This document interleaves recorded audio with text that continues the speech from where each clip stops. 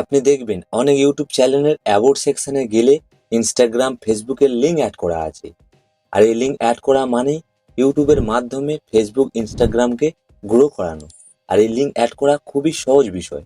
তা চলুন আমি আপনাকে দেখাচ্ছি এই লিঙ্ক কিভাবে অ্যাড করতে হয়। ফ্রেন্ড, পারলে ভিডিওতে একটি লাইক দেবেন।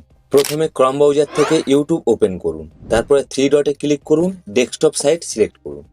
এবারে এখান থেকে লোগো চিহ্নতে আপনি ক্লিক করুন, ভিউ ইওর চ্যানেল এর উপরে ক্লিক করুন। এবারে এখান থেকে কাস্টমাইজ চ্যানেল এর উপরে ক্লিক করুন। ঠিক এমন একটি পেজ আসবে, এখান থেকে বেসিক ইনফরমেশন এর উপরে ক্লিক করুন।